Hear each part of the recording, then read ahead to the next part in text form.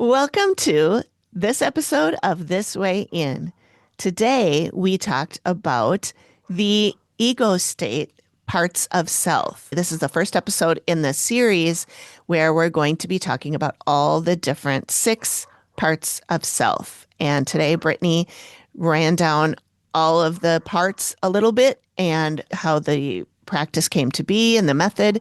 And she gave us some book suggestions for reference. And so I think this is going to be really, really interesting for you guys. Brittney, anything more about what you talked about today? I think you nailed it. But my biggest thing was just listen to the caution at the end because dealing with parts of self can be a little scary, just a little bit. Yeah. While this is good and fun, do keep in mind that this can take you to places you might not want to go. Yeah. Not necessarily this episode. I think you're safe listening to the episode. Yes. But once you start diving in and trying to do the work for yourself on yourself, Hmm. that's when things can get a little hairy. So, Yes. That's right. yeah. But still, good stuff. Real Yeah, good stuff. absolutely. Yeah. All right. Well, we hope you guys enjoy. Enjoy. So, Cool. parts of self. Parts of self. Yeah. So this Tell me everything you know this is what I deal with all day long for in my day 1 job. hour. In 1 hour. Ooh, that might take some time. 1 hour. We'll see. Anyway, so That's okay. This might be 2 episodes. yeah, it might have to be. This is what I deal with all day long with my day job. So being a mental health therapist, a trauma therapist. So a lot of the time it's not just like, oh, I was in a car accident one time and that was bad. It's so much more than that. Like a single incident trauma, EMDR just by itself is good for that. But for everything else that gets complicated, especially the younger it is, the more pervasive or extensive, the more heinous, horrific it is, the more we got to delve into deeper things. And this is where parts of self come in. With the different parts of self, they hang on to different packets of information and experiences and whatnot. So just like with the previous episode of giving the overview, one personality, lots of different parts. There's six basic functions of parts: kid, critical, logical, responsible, nurturing, protector. And so I'll do a more of a overview of all of these parts. So when things are fine, we're just living life, our expectations. Yeah, that's the word. Expectations are being met. Things are going well. Boss is good with us. We're financially secure. All of these things. We have our needs met. Things are good. Normally, we're going to see our logical, responsible, nurturing, and kid parts. So our logical part is the one that just thinks logically. This sounds pretty obvious, but logical part thinks logically. There's no time for emotion. If emotions come up, yep, it's an emotion, whatever, and let's move on from that. Logical parts just deal with the facts. So let's say I have some bills to pay. My logical part's going to be like, all right, when are these bills are due? What do I got to do to get these bills paid? Am I on auto pay? Do I have to write a check? So on and so forth. So logical part's really just the one figuring out what we got to do. How do I get from point A to point B? How do I want a new, I don't know. I want a new car. What do I got to do to save up money for that? What sort of financing do I need? So logical part is really just the only one that's there to figure stuff out. Hmm. When we're actually doing things like going to buy that car, going to pay the bills, then it's our responsible part that's stepping in and acting there. Our responsible part's the doer, while the logical part's the thinker. They go hand in hand. They're a good team. And so logical is thinking I get from point A to point B by going, I-90, blah, blah, blah, whatever. And responsible part's the one that says, all right, driving in the car, I'm getting there, here's my exit, so on and so forth. As soon as something happens that's not on the agenda or not planned or this is all wrong, then our critical part steps in. So I'm going to get back to that because I'm going to hang out in like when things are going well land.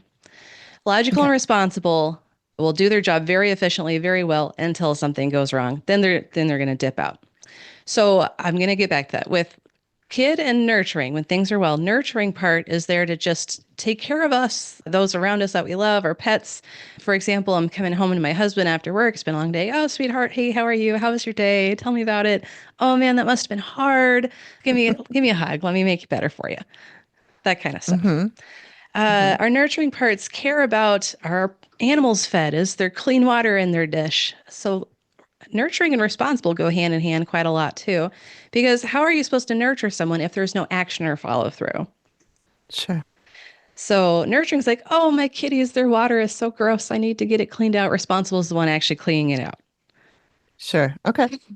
Their nurturing parts also care about us. Like, what do I need? Oh, man, I really need some reassurance right now. So I go up to my husband. Can I get a hug? Okay. So nurturing parts will actually do that too. It's not just responsible acting. Nurturing parts will act as well. And then our kid parts get to come out and play when we're having fun, things are good. And that's usually for just doing the stuff we like to do. We're joking around. We're like excited. Oh, it's the weekend. What do we want to do? This is fun. I'm going to go try a new Indian restaurant somewhere, whatever. So kid parts are curious. They want to be doing things. They want to have fun. Don't want all the responsibilities. Like, man, it's the weekend. I know I've got a million chores around the house I got to do, but I'm going to play some video games. I'm going to play football. I'm going to just go for a walk. I'm going to go fishing. Kid parts want to do fun things. Mm-hmm. And it doesn't matter how old we get, we all have Yeah. kid parts. Um, I'm just curious, Amy, what sort of stuff do you really like to do that you get super excited about, even these days? I get excited about going out and like going to happy hour with friends, talking, going to a new restaurant, like you said. That's a big thing. Yeah. Uh, just going out and being in the community kind of Hmm. is what kind of gets me going. Also, I get excited about podcast editing, but that's not as fun.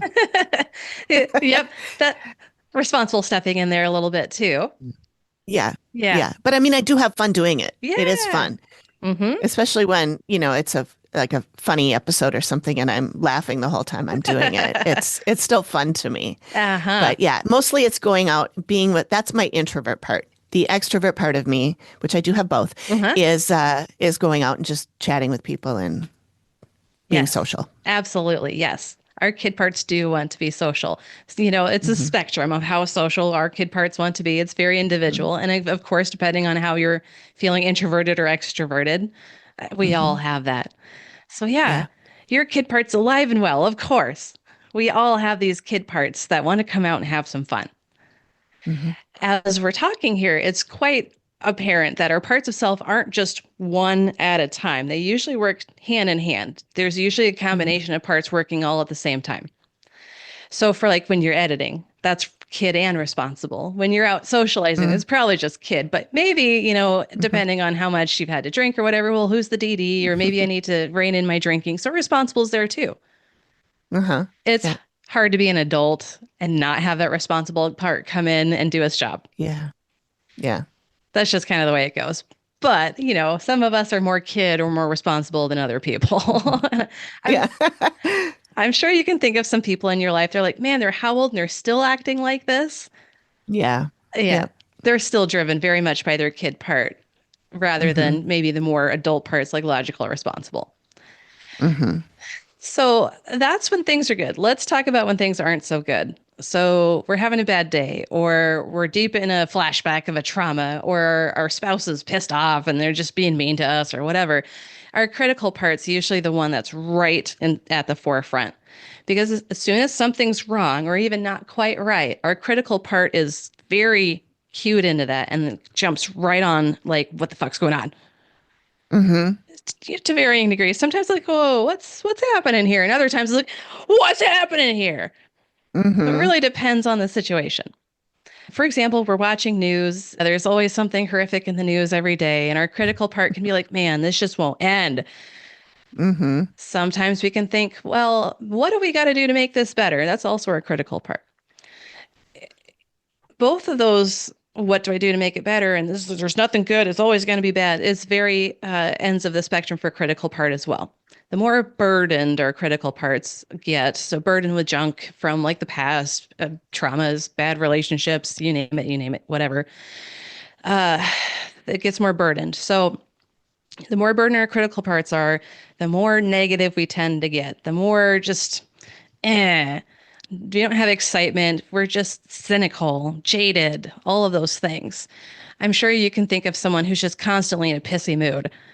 Hmm. I can think of several people as well. It's not fun to be around them, is it? Right. Yeah, Right. No. it's not. When our kid No. parts want to come out and play, like you're Yeah. so social and they're just like, it's like, right back at them. So Yeah. our critical parts come out too. That's Hmm. kind of a hallmark for critical parts. Anytime someone else's critical parts right there at the forefront, ours just comes right out too. Hmm. It's really hard to stay in a good mood, to stay curious, having fun if someone else is just being a stick in the mud. Really. Yep. Have you had Yep. experiences like that? I'm sure you have. I have. I have. I had a boyfriend in college. Hopefully he's not listening to this. All my friends called him the stick in the mud. Wow. He didn't want to do anything. And I mean, he could be fun and he did have fun sometimes, Uh-huh. but a lot of time he was just, ugh, I don't like that. Oh, I don't like, oh, this is Uh, terrible. Oh, mhm. I don't like that movie. Oh, that movie was bad. Oh, I don't want to go to that restaurant. I had something there 5 years ago and I didn't like it. You know, that kind of thing still. Yeah, he was literally called the stick in the mud. Wow. Yeah. So you know exactly what I'm talking about. Yeah. Yeah. Yes. So people like that who are very critical dominant in that way are just super to be around. Then Hmm. there's people who very critical dominant that are even beyond that. They're just straight up assholes constantly. Hmm. Not like Hmm. they're just trying to have a good time, they're trying to not have a good time. They're trying to make everyone else have a bad time too. Yeah. You ever met Yeah. anyone like that? Yeah. Not people that are like that all the time, Uh-huh. but people that are like that enough of the time where it's a problem. Uh-huh, for sure. Yeah. So what I'm really trying to explain is there's such a scale of critical part. It can be just like, yeah, this kind of sucks. This ain't quite right. Maybe we can make it better too. This was fucking terrible all the time. Yeah. Yeah. Yes. So critical parts are very tricky. When I deal with parts of self with my clients on an individual basis, it's usually the critical part that has the most work that needs to be done with it. For example, critical parts are very skeptical, cynical, jaded. So a lot of it is, I've got to see it to believe it. So, like when you are presented with something new and you're like, I don't know if this makes sense, and I don't know if I buy this kind of stuff. How much like chewing through it or time does it take for you to reach a conclusion like that? Yeah, this is legit or not? Just in general. In general, it doesn't take me that long. It depends on where I'm getting the information. Yes. If I'm getting it from one person who is dead set on this and Uh-huh. I'm not buying it, Uh-huh. I'm not going to buy it right away. I'm going to go get another opinion. Yes. But if it's something that I'm close to getting and then they explain it really well, then I'm like, okay, yeah, sure. Mm-hmm. Yeah. Usually it doesn't take me that long. Which is good. That's how we want our critical parts to be. We want them to be considering, is this right? Is this wrong? How much can I trust this? But when our critical parts are constantly like shooting it down, like this is wrong, this is bad, I can't trust this. That is just that's the type Hmm. of person you probably don't want to spend a lot of time with because you're going to be in a bad mood constantly. Hmm. Or you just have to not talk about whatever it is. Or anything. Yeah. Yeah. It's just people who are so burdened critical dominant. So when I say critical dominant, that's the part of self that's usually in the driver's seat. So when I say in the Hmm. driver's seat, that's whatever part or us is consciously calling the shots. So I'm going to get to protector in just a sec, but the overview of all of these parts of self is the self. The self is the whole. So that cliche, the sum of the whole is greater than the sum of its parts. That's the Hmm. self. The self is the ability to have self-awareness, to look inward, to self-reflect, to be like, all right, which part of me was acting up there? All right, it was kid part. That part was really upset because of XYZ, and my critical part took over because my kid part was upset.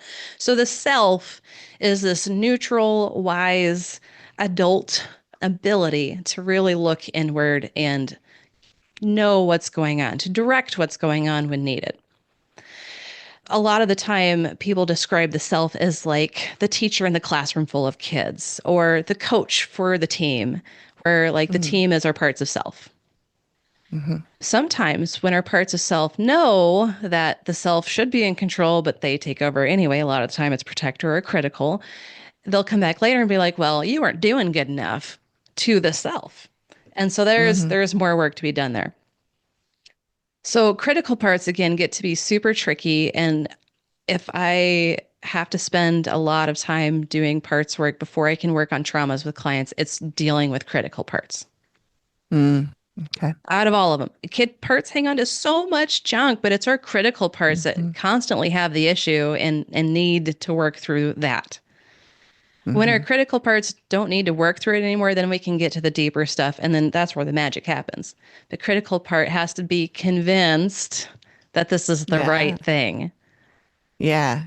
Well, I can see that just because people that are naysayers are people that probably wouldn't seek out therapy in the first place. Right. And then they go because someone told them to. Mm-hmm. And then they're like, oh, this isn't going to work. So I don't even know why I'm wasting my time. Yeah, And you got to get through that before anything is going to improve. absolutely. Yep. The statistics show that for therapy to be effective, a client has to have hope and expectation that therapy is going to be beneficial. Okay. That's Makes sense. like half the magic. If they Hmm. don't have that hope and expectation that therapy is going to help them, then it's not going to, period. Hmm. And that always starts with critical part. It's our Yeah. critical part that says, this is good, this is not good, this is right, this isn't right. Hmm. And then varying degrees more than that. That's the basic principle of what our critical parts do: right and wrong, good and bad, that kind of stuff. Hmm. So when we have our protector parts come in, that's usually when critical parts get to be more burdened. The more burdened our protector parts are, the more burdened our critical parts are. But that also says how burdened our kid parts are. It's always sort of equal. The more burdened our kid parts are, that's as burdened as protector and critical parts are going to be too, if that makes sense at all. Doesn't. Hmm. Yep. Hmm. Okay. Yeah. So with our protector parts, they are most concerned about our burdened kid parts. So the ones that hang on to junk and trauma and big emotions that are really hard to deal with. As soon as a protector part notices that emotion that comes from that burdened kid part is getting kicked up, then they have to go into high gear to get it tamped back down somehow. Hmm. So a lot of the time it's distracting or avoiding or doing something else, just going away from what's welling up in that kid part. Hmm. Or kid parts. We have lots of parts. So a big thing that we all kind of do is like doom scroll. Like we just get on our phones, we just look through stuff. It's brainless, and that is our protector part, trying to avoid feeling what we don't want to feel or dealing with what we don't want to deal with. These little things like that seem super innocuous, playing on the phone, just watching TV, zoning out with a good book. Like there's nothing wrong with that. But if all you're doing is avoiding, distracting, you're not dealing with anything. You're going to be Sure. constantly avoiding and distracting the rest of your life. And that gets old. Yeah. I don't know about you, but sometimes when I'm on my phone long enough, I'm like, man, I'm over this. I need something else to do.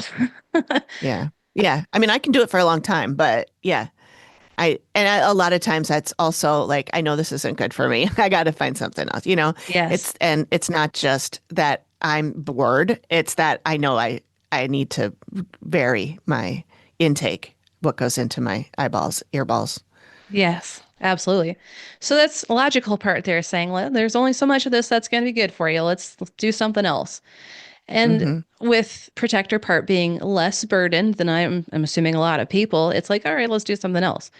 If your protector part was super burdened though, it'd be like, screw that, and I'm just going to stay on the phone. It doesn't matter. Like other parts of you can be screaming at you, like, you need to do something else. This isn't good for you. Like, Hmm. I don't care. I'm still on my phone. That's what our protector Hmm. parts do. They will override practically every other part if they think they need to. Okay. So, the most obvious example I give of this is like, let's say you're watching your kids, they're playing ball, the ball goes in the street, a car's coming, kid runs after the ball in the street. You're not thinking, you're just reacting. You're running after the kid, scoop up the kid, like, God, what did you do that for? I'm so scared. I'm so happy you're okay. You know, that's our protect part. Like your body's moving before you even realize what's going on. Uh-huh. This also happens when people like say, "Oh, I was so pissed off, I blacked out, and I just started swinging at the guy." Like, for example, some guy makes a pass at your girlfriend, and you black out because that's your protector part taking over and just start swinging.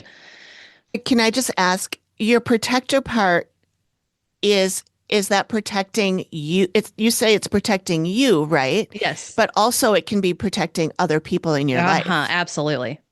Yeah. Yes.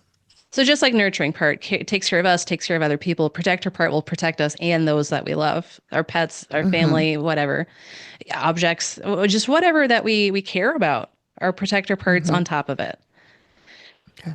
Um, the more we care about something, the more our protector part is going to be cued into it. Um, I'm trying to think of an example. Let's say you have a bunch of pets and like you have a favorite pet and both of them go out in the street. You save your favorite pet first. Not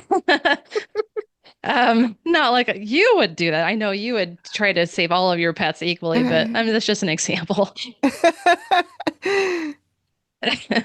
Well, I used to have a cat I didn't like, so There you go. I'm familiar. I would still save him, but he wouldn't be the first on the list. Sure. You know what I'm saying then. Sometimes when our protector parts get really burdened, that's when things get scary because really burdened protectors tag team with burdened critical parts. Basically, they think everything is a threat. You look at me wrong, you're a threat. You said something I didn't want to hear, you're a threat. Anything. Black cat walks in front of you. Oh, this black cat's got to die because it's bad news. So protector parts and critical parts, they really get to the point where we have to eliminate threats. And that usually means hurting or killing things or people. So Mm-hmm. that's when things get scary.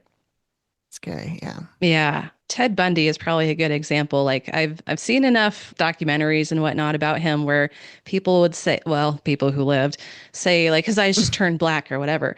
And Yeah. I don't know his history well enough to definitively say, but knowing that he was given up for adoption and that kind of stuff, he has severe attachment trauma. And so Mhm. the threat from attachment trauma really comes from the very, very deep, basic needs that we have. Just the need to be validated that you're a human, because you're a human, you have value and worth. That need was not met. And so anytime that unmet need gets triggered, then protector part just takes over everything. Critical part, protector part just run the show. And then it's just in a split second, he's trying to kill someone because that threat was so big. Mm-hmm.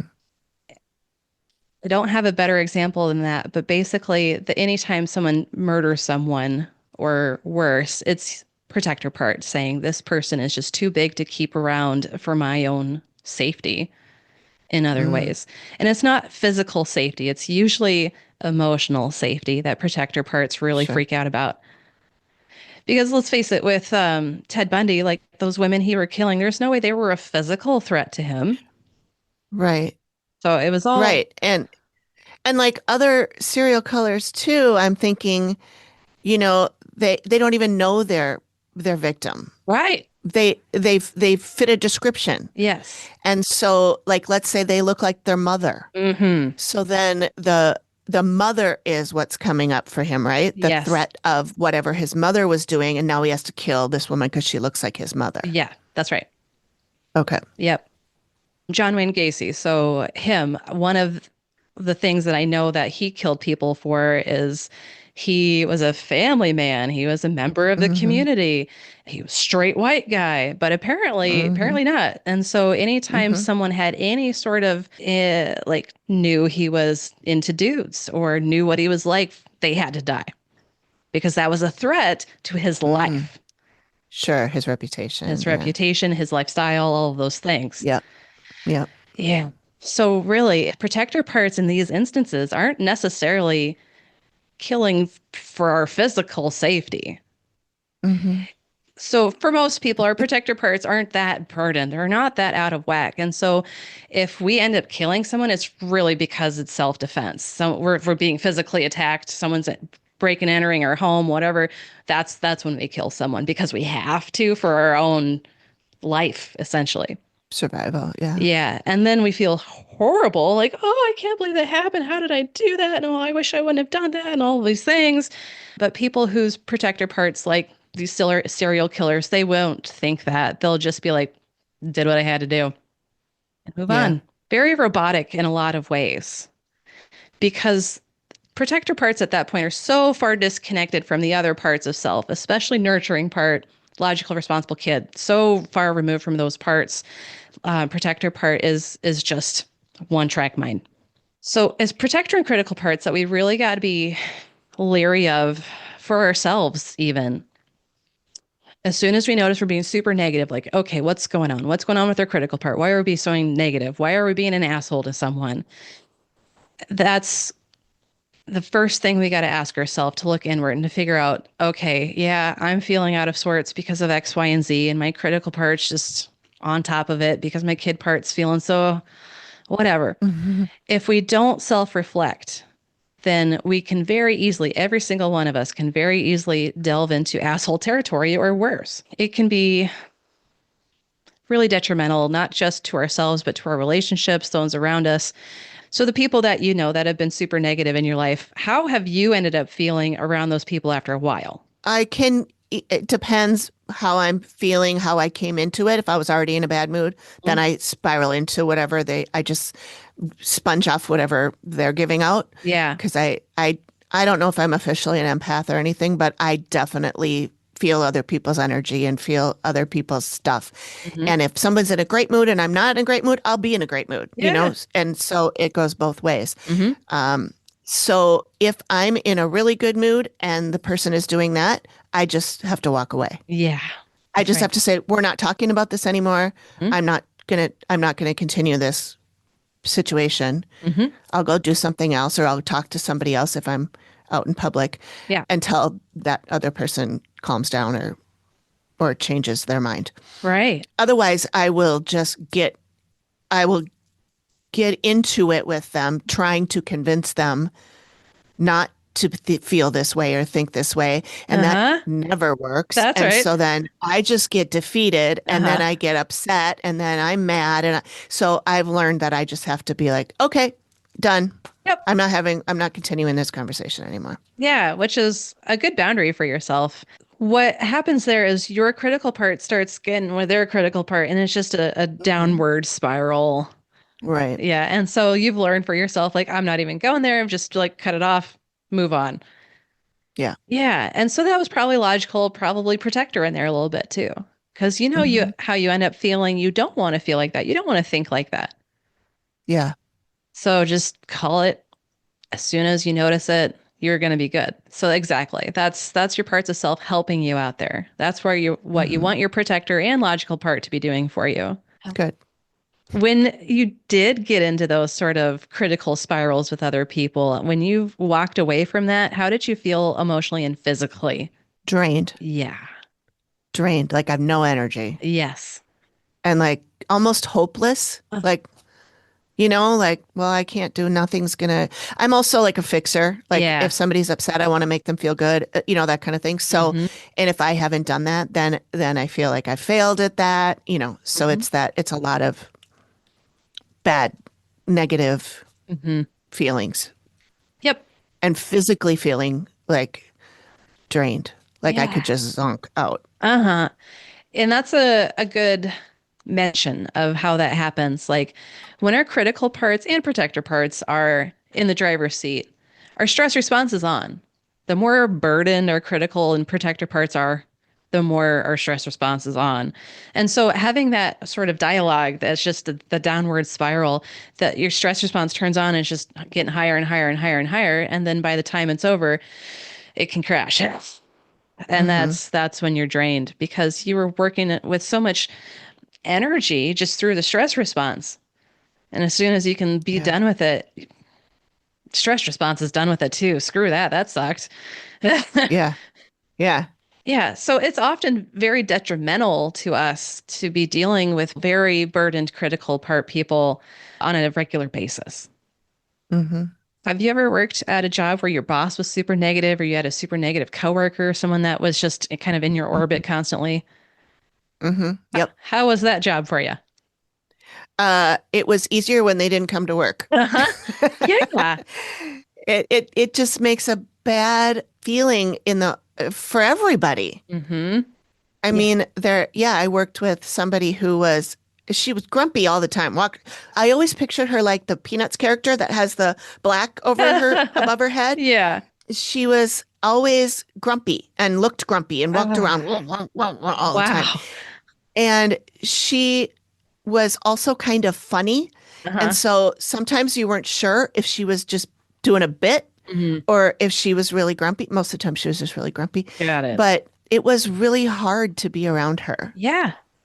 And everybody felt it. Mm. It wasn't just the people that were right across the hall. It was anybody who encountered her during the day. Yeah.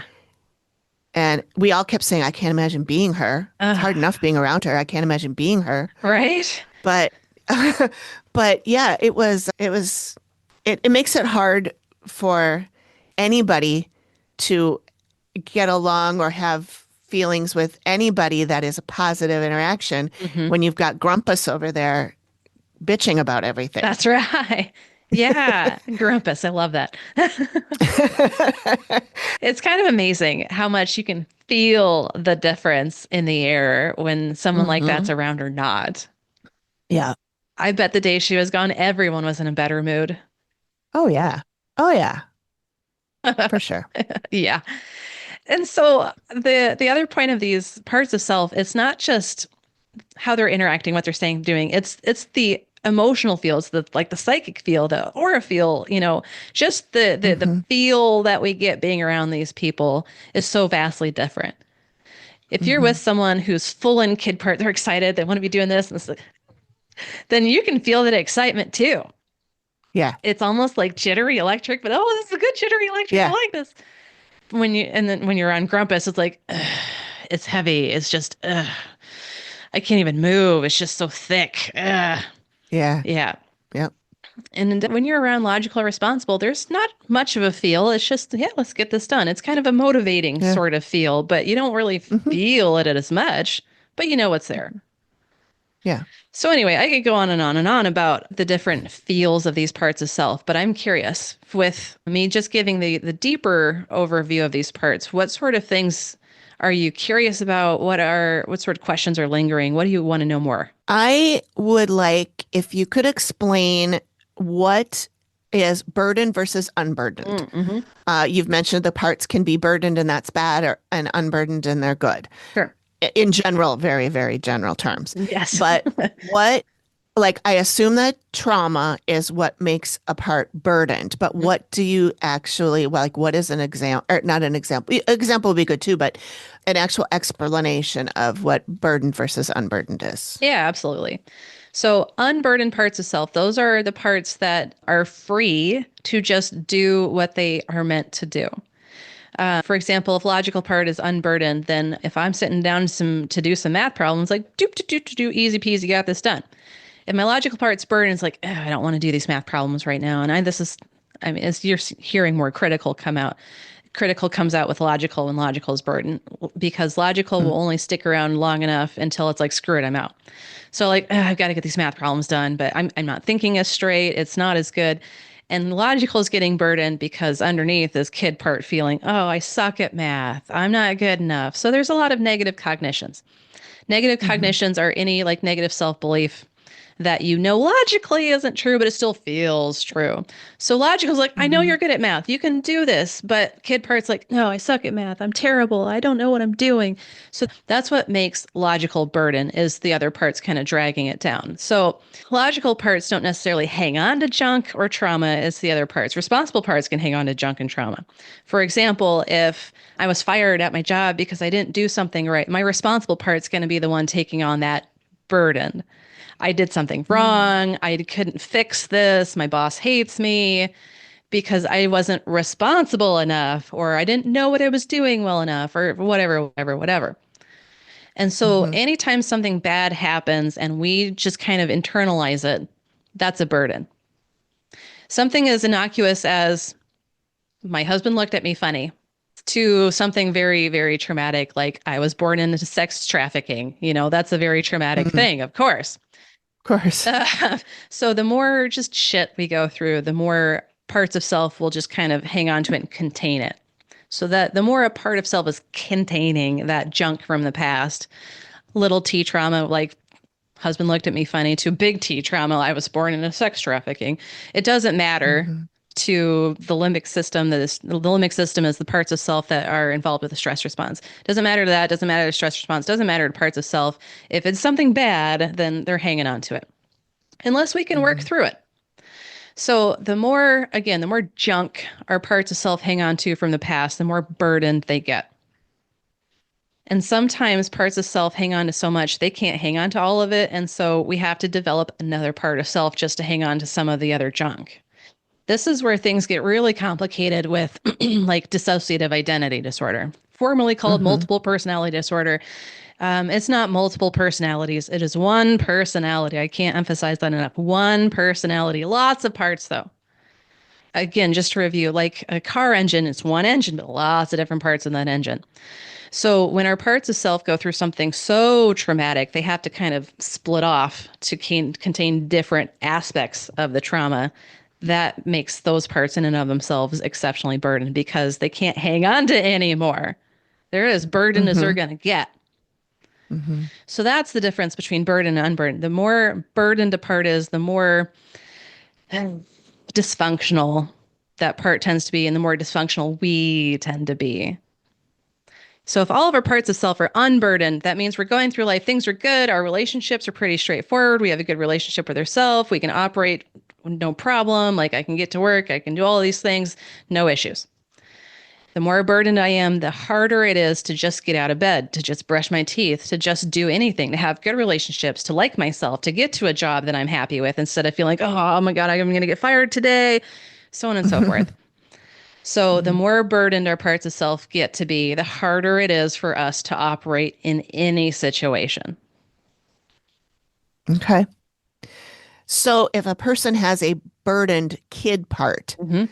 that usually comes from not having their needs met as a child, right? So a lot of the time, yes. That's not Okay. always the case, but it is a lot of the time. Okay. And then protector part comes out to protect that little child. Uh-huh. And then with all their shit, does that make them burdened as well? Oh yeah. Mhm. Okay.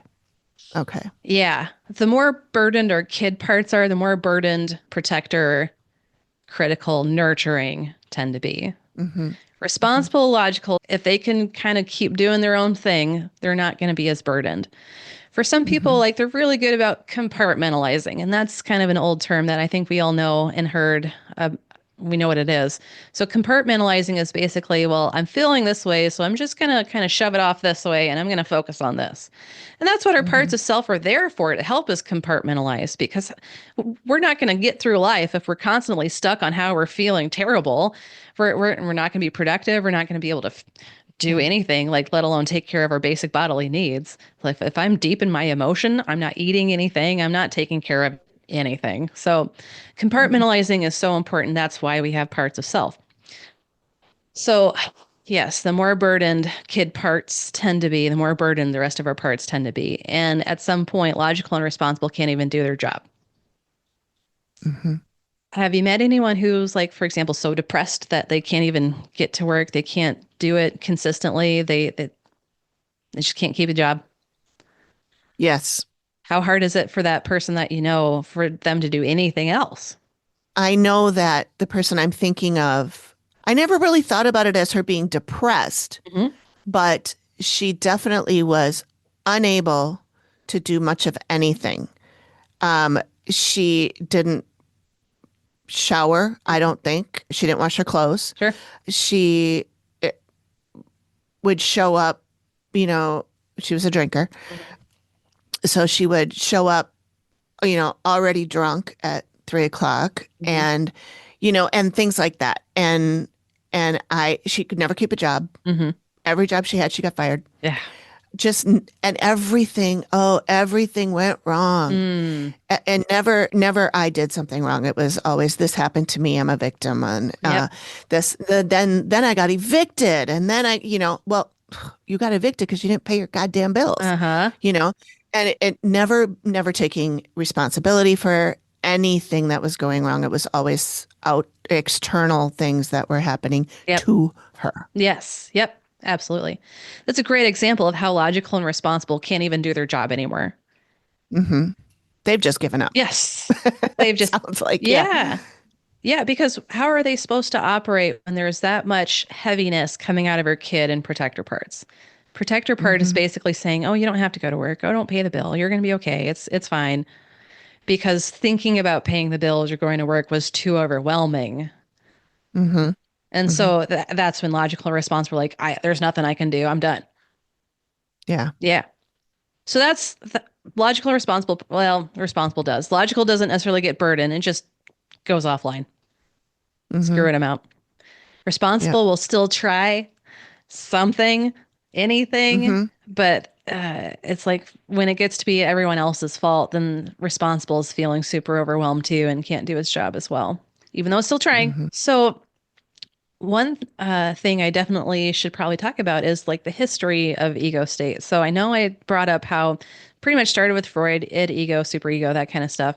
There's been a lot Mm-hmm. of different transformations and iterations over the years to where we have internal family systems now, and that's a evidence-based essentially modality. So when we have evidence-based modalities, a modality is a therapeutic technique to help work out, it doesn't have to be trauma, but just to help with someone in therapy. So modality, it can be internal family systems, which is a type of ego state therapy. It can be cognitive behavioral therapy. It can be EMDR. So that's a modality. It's just a different therapeutic technique you're using. So with internal family systems, Dr. Richard Schwartz, he's the guy who developed this one. It's evidence-based because he's been able to replicate his methodology and do studies that basically show its effectiveness, like CBT has, EMDR has. Ego state in general, since there's a lot of different ways to do this, has not been as extensively studied and whatnot. And so when it comes to talking about ego state, I'm talking about any type of ego state. Internal family systems is just one of them. I use a bunch of techniques from that, but I also use other ones such as structural dissociation, which is just a framework of how parts of self dissociate. So, dissociate is a spectrum. A lot of people think it's a big mythical thing. It's not. Everyone dissociates. So, like, we're driving home from work, and we're like, tra la la, I'm in my head. I'm just reviewing the day, and then we make it home, like, oh, that was fast. How did I get here so quick? Because we were spacing off. That is a form of dissociation. So that's the very mild end of the spectrum. We all get that. Mm-hmm. Dissociation is just a lack of conscious awareness to something. So if I'm spacing off, I'm not consciously aware of me driving. A part of me is aware of me driving, but I'm not, me, the self, I am not consciously aware of doing that. So that's Mm-hmm. dissociation. And the far end of the spectrum is parts of self are so far separated and removed from each other that they will jump in and out of the driver's seat and the self won't even know it. Like sometimes we lose track of time and a part of self had just taken over and someone will explain, well, you said X, Y, and Z, and you did A, B, C, and you were like, I did. How'd I do? I don't remember saying that. So Mm-hmm. that's kind of the farther end of the spectrum, but there's even worse than that. So dissociation, structural dissociation basically is the framework of how parts of self get to be exiled. And exiled is an IFS term, internal family system. So exiled parts of self get to be so far removed from us that we don't even know they exist anymore. Protector parts will do that because this is just too much to deal with. We have to get rid of it somehow, whether it bury it so deep or just bury ourselves in something else that essentially that part's so dissociated we don't know it's there. Okay. I can get deeper into things, but that's basically structural dissociation. It's just kind of that framework of how this works. And then there's easy ego state interventions, which is basically just any part of self that has a struggle. So let's say I was 7 and I goofed up at my choral concert. And so I have been feeling like super embarrassed ever since I was 7, every time I think about that. So basically, easy ego state intervention says, let's take a look at that 7-year-old and just kind of see the facial expressions, body language, all of that stuff. And let's just start talking with that part. So there's no real like heavy framework. It's just let's go with what works. Mm-hmm. Then there's dynamic needs meeting strategy. This works with child parts of self that have unmet needs from childhood. So basically, our childhood needs are to have our emotions validated, empathized with, to be given real life information. If we have things go wrong, to have that explanation, to have the support. If we have to grieve, to be taught how we're supposed to grieve and what that is, so on and so forth. There's so many more childhood needs in that. So DNMS, the dynamic needs meeting strategy, basically is ego state just to fill those unmet needs in child parts. Okay. There's so much more. So, for example, Brittany's showing books right now for those of you who are not watching, you're just listening. And so I'll write down, I'll put all the names of the books in the show notes yes, if you want to reference that. Otherwise, just watch the video. thank you, Amy. Yes. Then there's Sandra Paulson. She does kind of a mix of things. So she uses structural dissociation, but she also uses sort of like the TNMS, the easy ego state. She will basically go to any part of self that has a bunch of trauma and deal with that part. A lot of what she does is pre-verbal trauma. So pre-verbal trauma is anything that happens to us before we talk. Wow. And that deals with implicit memory. And implicit memory isn't like our words and picture play by play memory. It's what we end up feeling physically and emotionally with any sort of trigger. And a trigger could be a touch, a smell, anything sensory. It could be a situation, it could be a dynamic. And then we're starting to feel some way, physically, emotionally, whatever, and we have no idea why. That's usually from pre-verbal trauma or pre-verbal experiences. Our bodies, our emotions remember, but our prefrontal cortex does not remember. So Interesting. that's what she deals with a lot. And a lot of what I deal with is that too. So, Really? yeah, a lot of the ego state stuff I deal with is pretty advanced. And I can get really deep into that, but I just wanted to do this overview. There's a lot of different ways of doing ego state. The main people who kind of brought all of this together in the past, Freud started it, and then, Jung, and then there's Freud's contemporaries and so on and so forth. And then in like the 70s, Watkins is, I think it was a married couple. I don't remember their first names, but Watkins, they basically, I don't want to say codified, but they basically kind of brought all of this together into a nice, neat little package that explained what ego states are and what ego state therapy is. And so from Watkins has come all of these other ones like structural dissociation, IFS, easy ego states, all of these ones. So Watkins really helped to bring it all together. And then things started kind of branching off again. When I was in grad school, working toward my master's of social work, there was one class that we took that was basically like an overview of modalities. And the professor I had, he's passed away now, which he was a good guy, but he was very like antiquated in what he was teaching us. So we got the basic stuff like CBT, but we also got transactional analysis, which most people have never heard of. It's a type of ego state therapy that's very basic. It deals with 3 ego state parts of self. So that would be parent, child, and just general adult.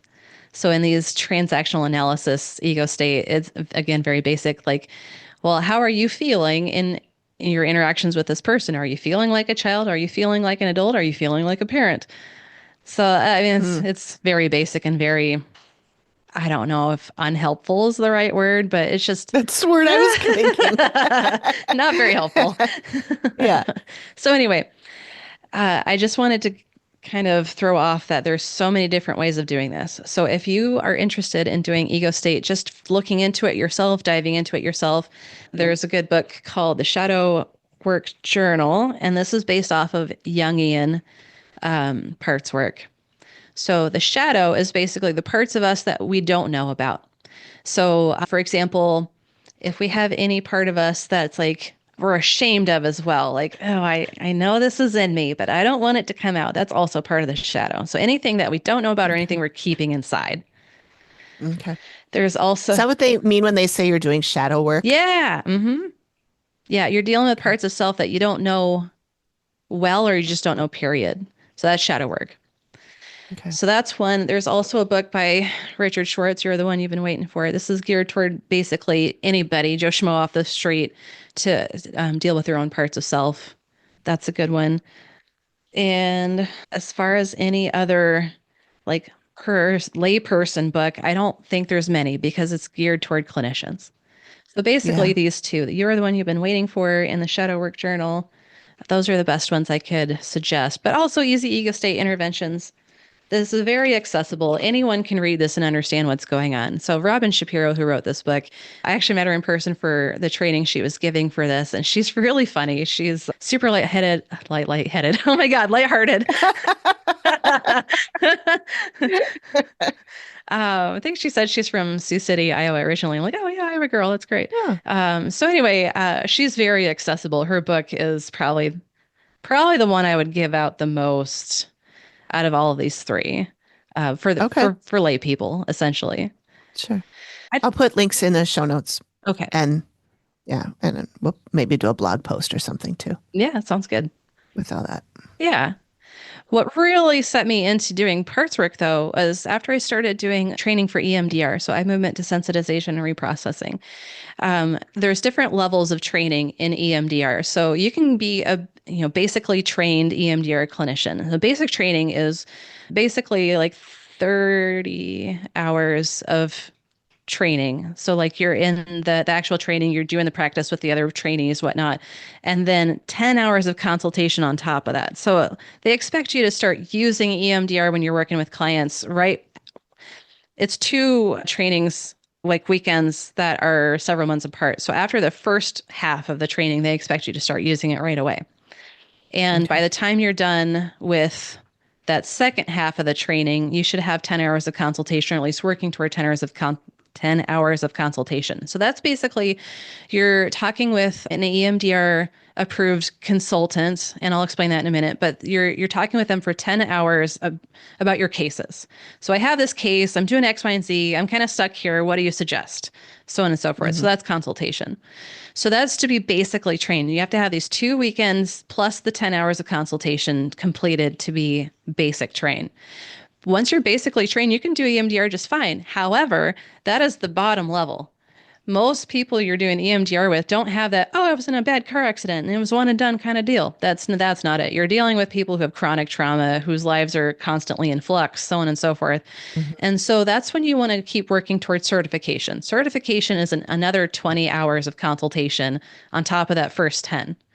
You also have to see so many clients for so many EMDR sessions to be certified. So certification is really when people start diving into deeper things. And so that's when I started diving into deeper things too. I went to Jim Knipe's EMDR Toolbox training. This is one of the best books, one of the best trainings I've ever taken in my life. Jim Knipe, if I ever meet him in person, I did meet him in person, but if I meet him in person again, I'll probably give him a big hug. He has really set me on the right path. So when he was doing this training for EMDR Toolbox, which this is not necessarily a book for lay people, but it is fantastic. He was talking about apparently normal parts or emotional parts. And he started talking about parts of self. I'm like, what is this guy even talking about? I feel like I'm so lost. And my consultant at the time was actually at the training too. And I remember talking with her. I'm like, I feel like I'm missing something. And she was just like looking at me like, what? I don't know what you're talking about. Not my favorite consultant. But anyway, she was good for what I needed. Good. Yeah, so that's when I started diving deeper into parts of self. And when I was first doing parts of self stuff, it was really loosey-goosey. Like I'm just going off basically what Jim says. And so Hmm. his framework is structural dissociation. So it was the apparently normal part of self, which is basically the part that we all see. Like if you're at work and you're putting on a face, things are good, that's the apparently normal part, but you might be feeling really like depressed or sad or anxious or whatever underneath, that's your emotional part. So that's more of the basic stuff. So once I started getting into the deeper EMDR things and getting deeper into the ego state stuff, I just kept going further and further and further. And to where ego state is my main jam, with EMDR basically an adjunct. Whereas I started with Hmm. EMDR just straight up and the ego state was an adjunct. I flipped it. Hmm. Okay. What really set me on this path to flip it was my training with Julie Debevoise, who came up with the basic 6-part system. So this is a psychotherapist out of New York who has kind of incorporated these different ego state things into her own system. She knew about the different functions of parts, and that's how she started her framework. And that's what I do. Kid, critical, logical, responsible, protector. Those are hers. And so with her framework, I was able to be more concise and like structured with what I was doing, whereas before it was more loosey goosey, like I said. Mm-hmm. So, doing the mental meeting space, that's basically a way to visualize inside what's going on with their parts of self. So, mental meeting space is just a place for a client that's real or imaginary, somewhere they've been to, somewhere they haven't, but somewhere that feels comfortable but conducive for dealing with parts of self. And so she came up with that. She came up with the basic 6-part system. And since I took that training for the first time in 2018, then I have been an ego state therapist as my main jam essentially since then. Okay. It is so important to know what you're working with on the inside with yourself, with a client, so you can have a better understanding of how you're trying to get to where you want to be. I don't know if that makes sense. Does it? Yeah. Yeah. Okay. I think so. All right.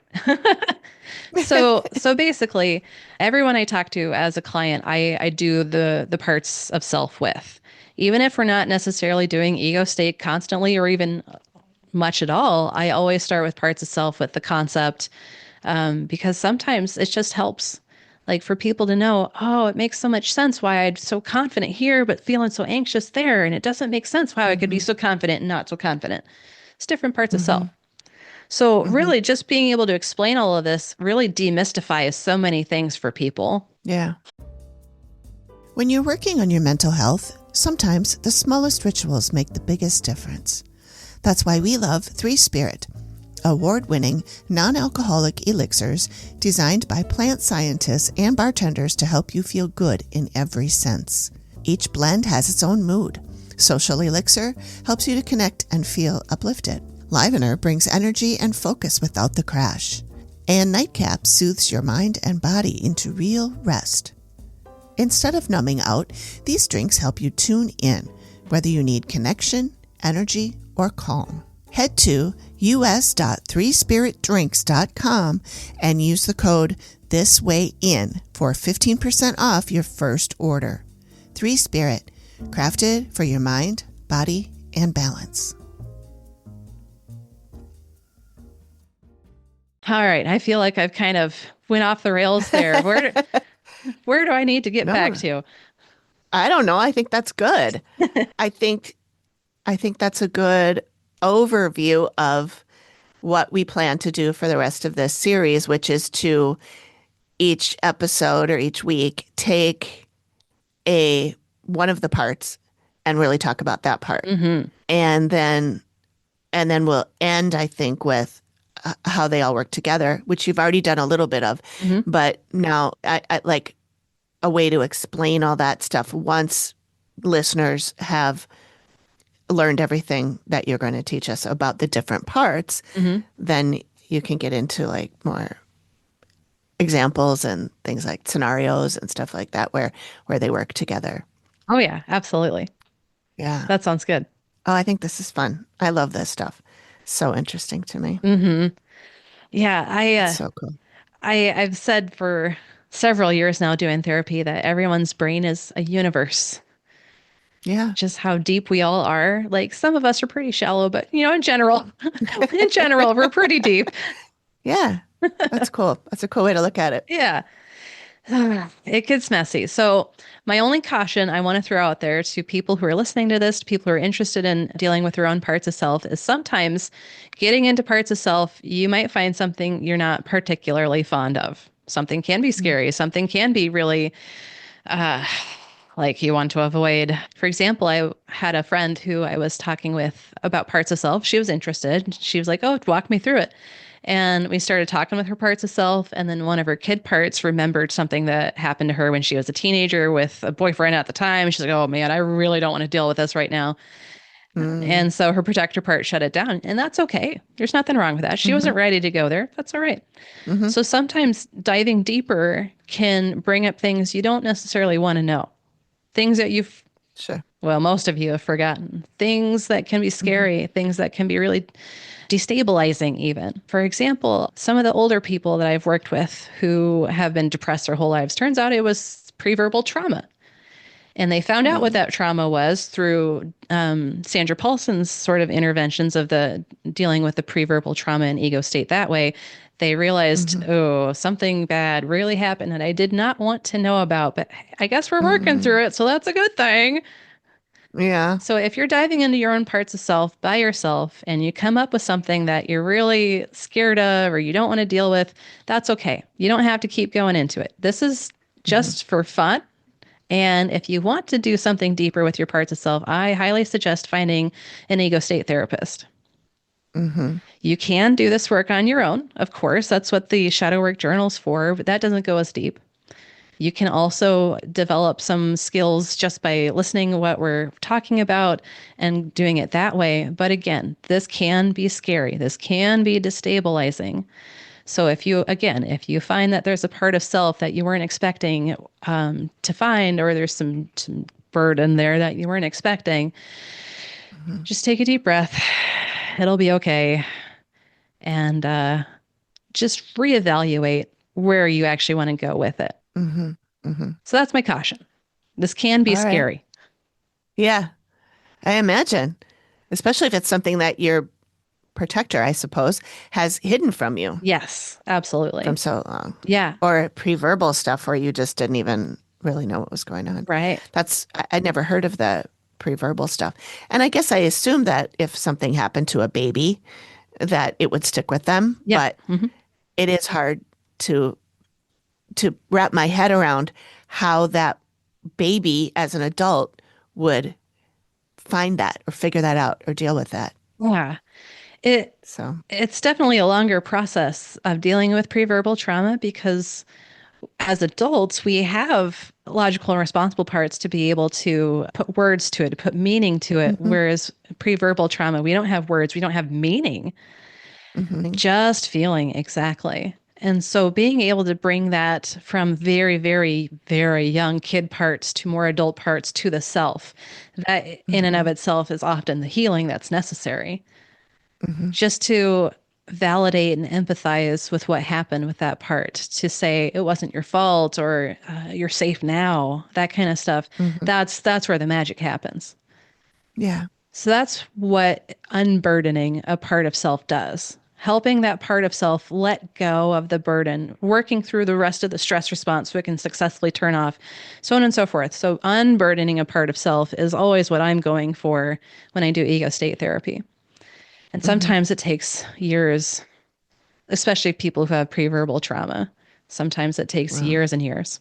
Especially the more extensive it is, the more heinous it is, the longer it takes. yeah. Well, So sometimes it takes a while to help parts unburden because there's just so much junk and there's layers of burden too. So if all parts of self sort of get burden on this layer, and we can work through this layer and then it goes deeper. hmm. And there's lots of layers. So Yeah. it gets complicated. Yeah, I bet. I don't know how you do this every day with people. Uh, that's a good I question. mean, I don't know. Yeah, I don't know. That maybe that's a whole episode in its own. I think you're right. How do therapists deal with listening to other people's shit all day? Yeah, Ugh, it's gotta be hard, it can especially be. with somebody like you who is like me, can feel other people's energy Oh and yeah. stuff like that. And I know you do telehealth Hmm. 100%. Yep. So you're not in the room with them, Right. but still you can still feel it through Yeah. the Zoom Oh yeah. or whatever. Yeah. Yes. Yeah, I had one guy who was so anxious all the time. I literally had to, Uh, hang on, let's see if I can grab this just a sec. I literally had to grab my selenite and hold it the oh, entire session, every oh session my with this God. guy, because he was so anxious. By the time I'd be done with the session, I would just be like sitting here shaking, Yeah. that anxious. Oh my God. Yeah, and that And was selenite helps with that. selenite does I've help got with that. I've got some right here. Nice. Yeah. No, I made Oh, sure to get a actually, big piece for myself. yeah. I have a couple, I think. This one actually is rose quartz. Oh, here's it. Here's the selenite. Yeah, yes.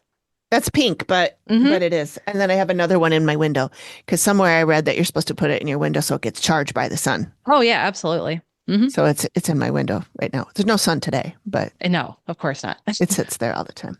Yeah. The selenite definitely helps. There are, like we were talking earlier, we can feel the vibe from off of other people. And this is the same Hmm. thing. And what I'm feeling off other people really tells me how burdened or not that their parts of self are.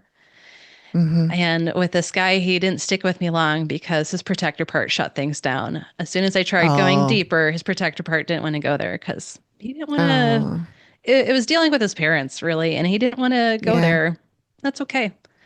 He wasn't yeah, ready. He might never be, and yeah. that's okay too. So his protector That's part, too bad when you yeah, think about it, though, because if going there dealing with it is going to, I don't want to say fix, but make make it better, right. it's a shame that people aren't willing to do that. I understand not being ready, Yeah, but it would be sad if he never got the help he needed right. and went through that anxiety and that nervous or whatever Oh, yeah. feeling his whole life. That would just, ugh. The best thing I can say is protector parts know what's going on within the system of parts Hmm. pretty well to be able to say we Hmm. can handle this or we can't handle this. Right. Right. Protector parts, when they're really burdened, don't think that any part of the system can handle it when they can, but the readiness is part of that hope and expectation that things will get better. Hmm. Part of the scariness of dealing with or being in therapy is going to places you may not think you need to go, whereas the therapist like, we got to go here, and you're like, I don't know about that. And that's pretty much what that guy was doing. His protector Yeah. part was shutting things down, and eventually he just stopped showing up. Like, that's fine, whatever, Hmm. that's fine. Um, because sometimes our expectations of ourselves, the world, how things are supposed to work, other people's expectations for us, that's our critical part, of course, those really interfere. Hmm. Let's take toxic masculinity as an example. Like, if toxic masculinity says, well, I shouldn't have emotions and I should just be fine and just get to work, it's going to be all right. Well, then if I'm feeling any other emotion, then, well, I'm just being a little bitch, you know? Yeah. Yeah. And so that's critical part shutting it down. And if critical part Hmm. shutting it down, then protector's like, well, we can't go there. We got to shut it down. So Hmm. these expectations that we don't even necessarily know we have sometimes really interfere. Society really interferes. Um, Yeah. I have a good amount of guys on my caseload currently, and I have my entire therapy career, but the vast majority of people in therapy are women. Yeah. And the vast majority of the demographics of people in therapy are white, which Hmm. there's a lot of historical things I can get into for people of color not having access to healthcare and so on and so forth, plus Yeah. years of uh, systemic institutional racism, so on and so forth. I mean, there's a lot of mistrust of like the medical community, even though I don't consider Sure. myself part of the medical community, there's still a lot of Hmm. mistrust in that. So there's such a need for people of color to get into therapy. Public Yeah. service announcement, people of color, please get into therapy. Yeah. And by get into therapy, you don't necessarily mean go to therapy. You mean become a Yes, therapist. become a therapist. Yeah. Yes, Yeah. please. Yes. Yeah. So needed. Yeah. For Um, sure. yeah. So anyway, I could go on and on and on and on, but I will save the rest for another time. All right. Well, thank you. This was excellent. And we'll be back next time with one of the parts. Do we know which part we want to do What next? part do you want to do next? Well, I don't know. I mean, I kid comes to mind first because that's mine that I'm dealing with. Uh-huh. And also, I mean, that's everybody's first part, right? Yes. Unless it's maybe protector if something happened early on. Hmm. But yeah, I mean, we all were kids. Yeah. Okay. So I kind of feel like that would be a good one Let's if do you're it. down with I'm that. down. All right, Yes. cool. All right. Well, we'll see you guys next time when we talk about our kid parts. Yes. This Way In is a conversation about mental health and everyday well-being, but it is not therapy.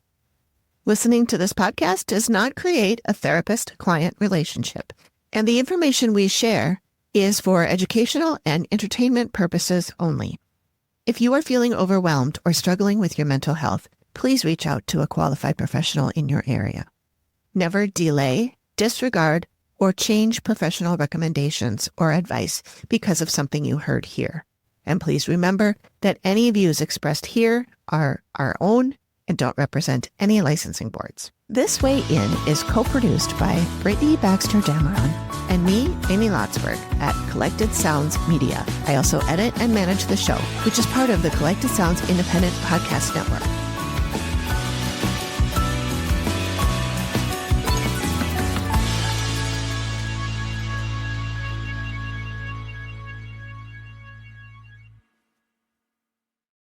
Hi friends, Amy here, producer and host of The Activity Continues, a podcast where we delve into haunted houses, spooky stories, and things that go bump in the night. Each episode, I'm joined by Megan, who is hilarious, and is also the first one to nope out if anything ghosty happens.